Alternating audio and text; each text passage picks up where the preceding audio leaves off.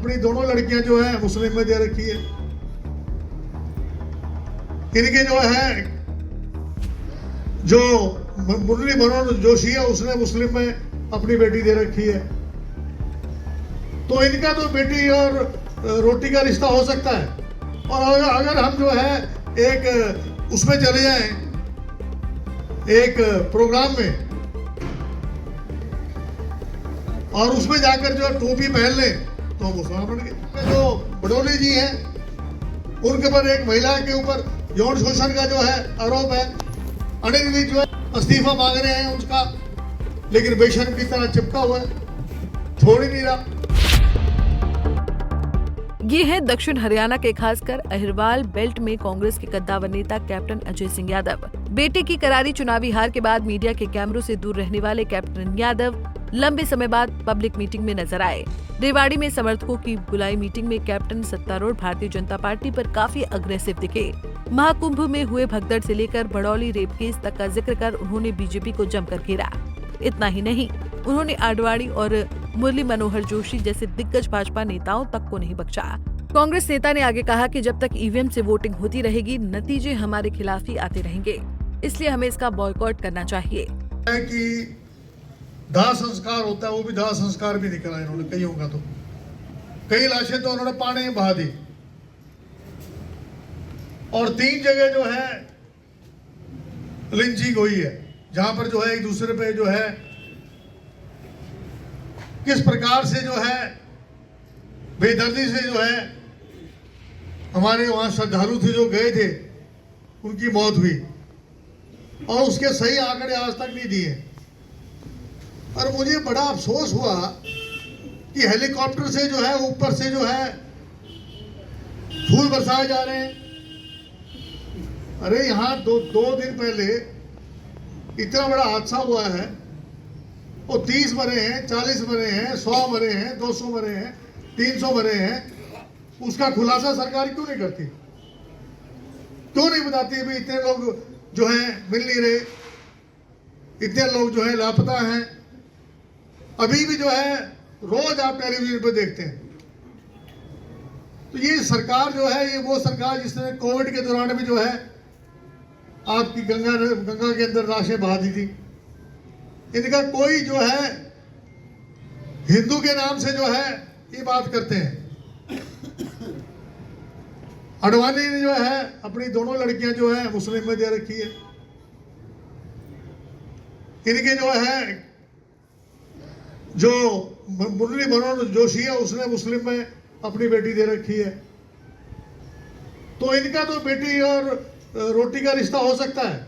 और अगर हम जो है एक उसमें चले जाएं, एक प्रोग्राम में, और उसमें जाकर जो टोपी पहन लें तो हम मुसलमान बन गए।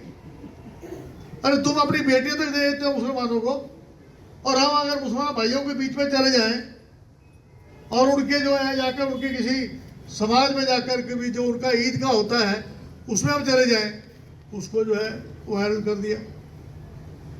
अरे भाई कप्तान भाई तेरी टोपी क्या ने पहन रखी है? ये नहीं, हमारी सोच जो है इतनी संकुचित हो गई है। क्या है? देश का प्रधानमंत्री हिंदू है, राष्ट्रपति हिंदू है, और मुगलों ने तो 1000 साल राज किया देश में, तब नहीं हिंदू खतरे में आया। आज हिंदू खतरे में कैसे आ जाएगा भाई?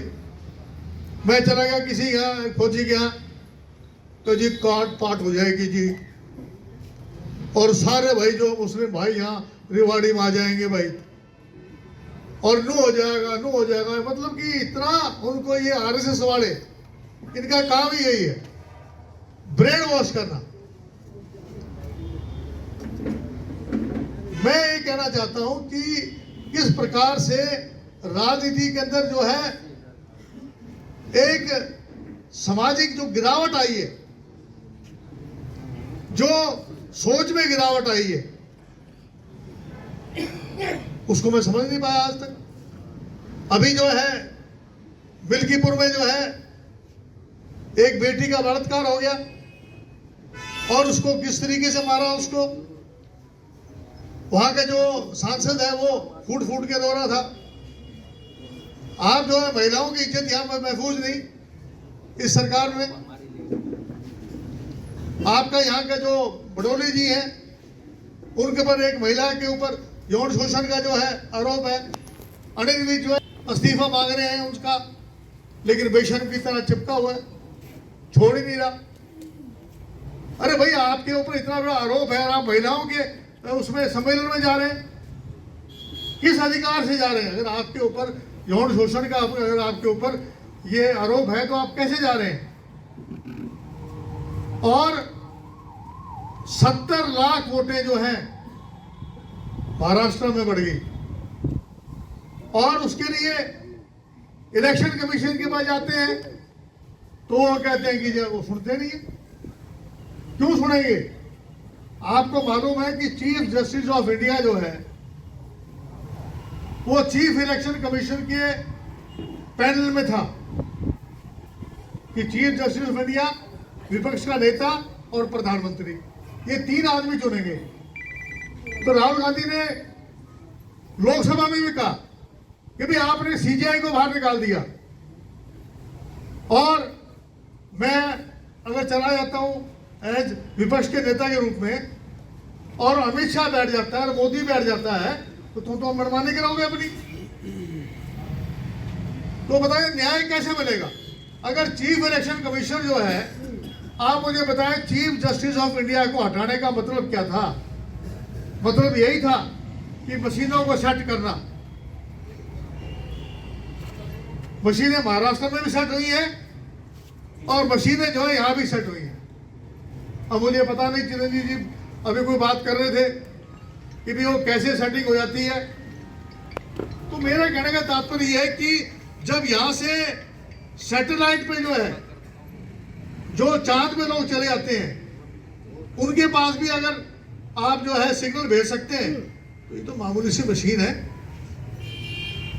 दुनिया के किसी भी बड़े मुल्क के अंदर, अमेरिका में, जापान में, जर्मनी में, फ्रांस में, बड़े बड़े ऑस्ट्रेलिया में, बड़े बड़े मुल्क है, कहीं भी जो है मशीन से वोट नहीं पड़ती, बैलेट पेपर से पड़ती है।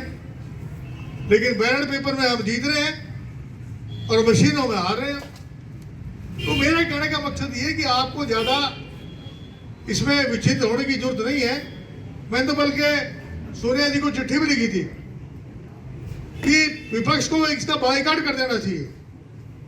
कभी अगर बैलेट पेपर पे कराओगे तो हम लड़ेंगे, वरना तो आप कितने वोट डालते रहो, जब तक ईवीएम मशीन के ऊपर रोक नहीं लगेगी हमें कभी भी इंसाफ नहीं मिल सकता। ये बात हमें समझनी पड़ेगी। पूर्व कैबिनेट मंत्री ने आगे बीजेपी की चुनावी वादों का जिक्र करते हुए पूछा कि बताएं आखिर इनमें कौन से वादे सरकार ने पूरे किए हैं। कैप्टन ने रेवाड़ी से भाजपा विधायक लक्ष्मण सिंह यादव को भी निशाने पर लिया। बीजेपी ने कहा था ना, मिल रहा है 500 रुपए का गैस सिलेंडर, 2100 रुपए कह रहे थे हम देंगे महिलाओं को, बहनों को देंगे, मिल गए 2100 रुपए। यानी कि झूठ बोलने में जो है 10 लाख का मुफ्त इलाज आयुष्मान वो दे देंगे। अभी कार्ड का जो पैसा है उसका भुगतान आज तक नहीं किया। जिन डॉक्टरों ने 5 लाख का जो इनके आयुष्मान कार्ड था जिसके तहत उन्होंने इलाज किया, आज तक डॉक्टरों को पैसा नहीं मिला उसको। सरकार तो जो है खजाना खाली पड़ा है। सरकार के ऊपर इतना भारी कर्जा है। तो कहने का तात्पर्य यह है कि एम्स के बारे में जो है कह रहे थे ओपीडी खुल जाएगी। अभी हमारे विधायक जी हैं, झाड़ू लेके चल देते हैं। अरे भाई कॉलेज खोलने की बात कर कि यहाँ लड़कों का कॉलेज है, वो लड़कों का कॉलेज बनना चाहिए। मसाणी बैराज के अंदर गंदा पानी पड़ा है, उसको निकालने की बात कर। आवारा पशु घूम रहे, उसको निकालने की बात कर। मेरा बटा ले और झाड़ू लेके फोटो खिंचवा के पार जा। 3 दिन में 1 दिन पानी आओगे। और ये बात हंसराज जी सही कह रहे थे। पानी खत्म। अरे भाई हमें चाहिए सफाई कर्मचारी, आप सफाई कर्मचारियों की भर्ती करते नहीं हो। बता दें कि जो रेवाड़ी सीट कभी कैप्टन अजय सिंह यादव का गढ़ हुआ करता था, वहीं गत विधानसभा चुनाव में उनके बेटे चिरंजीव राव को बीजेपी प्रत्याशी और केंद्रीय मंत्री राव इंद्रजीत सिंह के करीबी लक्ष्मण सिंह यादव के हाथों भारी अंतर से हार का सामना करना पड़ा था। अब कैप्टन का आरोप है कि इस हार के पीछे बीजेपी की हिंदू मुस्लिम की ध्रुवीकरण वाली राजनीति जिम्मेदार है। रेवाड़ी से महेंद्र भारती, पंजाब केसरी टीवी। हमसे जुड़े रहने के लिए हमारे YouTube चैनल को सब्सक्राइब करें और नई वीडियो की नोटिफिकेशन के लिए बेल आइकॉन को दबाएं। अगर आप ये वीडियो Facebook पर देख रहे हैं तो लाइक जरूर करें और ज्यादा से ज्यादा शेयर करें। धन्यवाद।